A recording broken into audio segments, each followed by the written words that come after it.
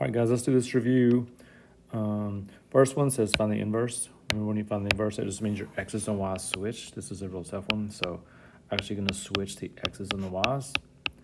And that's all you're going to have to do on number one. Just switch x, because that's what inverse is. X and y's interchange. Number two, determine whether the function is one-to-one. I'm going to go ahead and tell you they're both going to be one-to-one. If it is, find a formula for the inverse. Okay, this one, same rules. Okay, x's and y's switch. So I'm going to put the x over where the y was, the y where the x was. Then you got to get the y by itself. So I'm going to move the 2 over, make it x plus 2 equals 5y. Because it says 5 times y, I'm going to divide both sides by 5, which looks like this. And don't forget, with your answer, we want to put that little f negative 1, which means inverse of f. Number 3, a little tougher here. Pay attention to this one real carefully. Switch the x's and y's. X goes here. You got to put 2 y's over here. Now, because there's 2 y's and you have a fraction, I'm going to make that side a fraction and just cross multiply. So I'm going to say x times y and 5 times x, doing this way.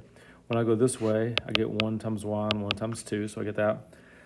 Next 2 steps are the key. Next step is get the y's together. So what I'm going to do is I'm going to switch places with those 2 terms. I'm going to move the y to this side, which means you have to change the sign. I'm going to move the 5x over. Got to change that sign. And then here's the other step that people will miss all the time. You've got to get the y by itself, which means you got to get just one y. And the way you get one y is you factor out that y, just like that. Equals negative 5x minus 2. And now because it says y times that x minus 1, to finish up, I'm just going to divide both sides by that x minus 1. And don't forget to put your right notation there, f negative 1. You might want to watch that one again. Number 4, use composition of functions to show that they are inverses. They're telling you that they are inverses, so it's got to work. What we're going to do is we're going to do f of the inverse of f, okay, which means, and by the way, when you start, I don't know if you remember this from Monday or not, but you're going to get x. The way you know they're inverses is if you get x. So you know the answer before you start. So because I wrote f of inverse of f, you're going to plug the inverse of f into f. So I'm going to take that x cubed minus 4 and plug it into that x right there, which should look like this. Cube root of x cubed minus 4 plus 4 inside there. Now, obviously inside there, my 4's are going to cancel each other, and you got to show work. It's all about the work.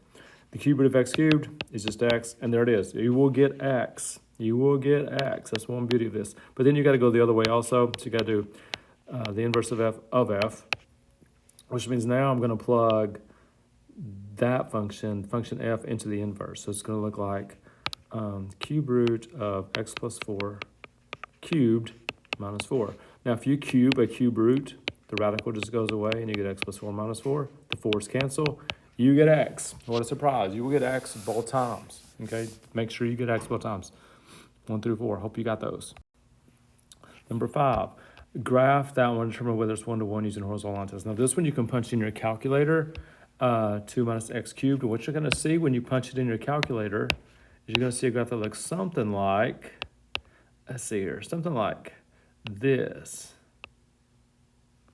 Okay, and does it pass the horizontal line test? Yes, it does. Is it one-to-one? Yes, it is. It is one-to-one. That's all you got to do there. You can graph on your calculator, tell if it's one-to-one using the horizontal line test. All right, number 6, given that sine is 3/5, find the other 5. So this one, you got to draw your little right triangle. So I'm going to draw this triangle down here. Even before I do that, though, I guess I should do this. If sine is 3/5, cosecant is reciprocal, so it's 5/3. At least get that one right. Hopefully you get all of them right. I'm going to put my theta down there. Sine is opposite over hypotenuse. And I'm looking at that. That's 3, 5. That's 4. 3, 4, 5 is the most famous triangle there is. If you forget it and don't know about the 4, you can use Pythagorean theorem to find the 4. Okay, now I'm doing cosine. Cosine is adjacent over hypotenuse, which is 4/5. Secant's reciprocal of cosine. Tangent's opposite over adjacent, 3/4, and cotangent's reciprocal of tangent. That's all there is on that one. Now, number 7 is exact same deal. They give you cosecant, which means you should know sine right now is 3/2. This is not right. Let's change this. That was my fault. It was a typo. Let's change the sine and cosecant. Let's set the number 7. Let's set those directions. Let that be sine right there. And let's make that cosecant right there. Okay, so I'm doing sine x. Sine x has to be less than 1 or it won't work. So that's going to be 3/2. Draw your triangle. Let's see, sine was 2/3, which is opposite over hypotenuse. So I gotta find my other side. So I'm gonna do 2 squared plus, I don't know, b squared equals 3 squared. 2 squared is 4, that's 9. Move the 4 over, you get 5. Take the square root, you get square root of 5. That is there. Okay, now, so cosine adjacent over hypotenuse, which is square root of 5 over 3, which means my secant would be 3 over the square root of 5. But remember, you got to move the square root to the top, take the number out on the bottom. Tangent is opposite over adjacent, which would be 2 over square root of 5. I'm going to do the same thing. Take the square root to the top, take the number out on the bottom. Cotangent, I'm going to flip the first one, not the big answer I got. It's much easier to flip that one, square root of 5 over 2. All right, the 6, 8, and 9 here, you gotta know how to draw these triangles. So you need to make sure you can draw these triangles tomorrow so you can get these. But cosine 60, or you can memorize your chart. That'd be even better. Let's make that 60 and that 30. Okay, a 30, 60, 90 triangle goes like this. The short leg, which is opposite the 30, is 1. The hypotenuse is 2. The long leg is square root of 3 times bigger, so it's square root of 3. So when it says cosine 60, 60 is right here. I'm looking adjacent, which is 1, over hypotenuse, which is 2. So it's just 1/2. That's all you got to do there. Because you got to be able to draw that triangle and get the 1, the 2, and the square root of 3. 45, sine 45. My triangles aren't too, I'm trying to rush a little bit. 45, I'm going to put that 45. If that's 45, that's also 45. 45, 45, 90 triangles go like this. 1, 1, and the hypotenuse is square root of 2. So this says sine 45. Sine is opposite over hypotenuse, so I would get 1 over the square root of 2.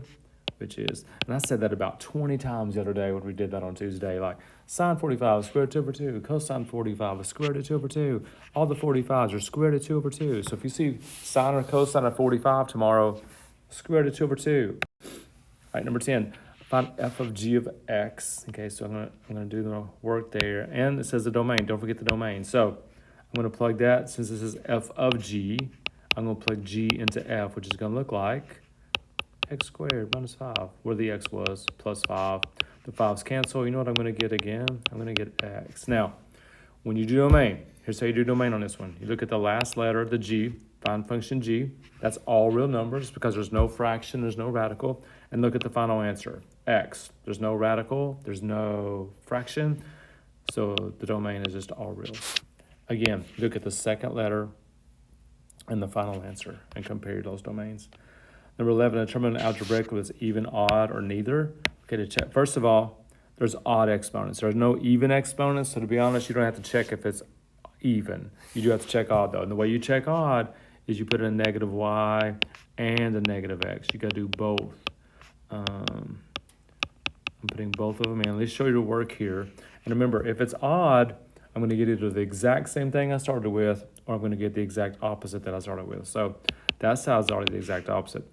If I cube a negative, it stays negative. So negative x times 4 is negative 4x cubed.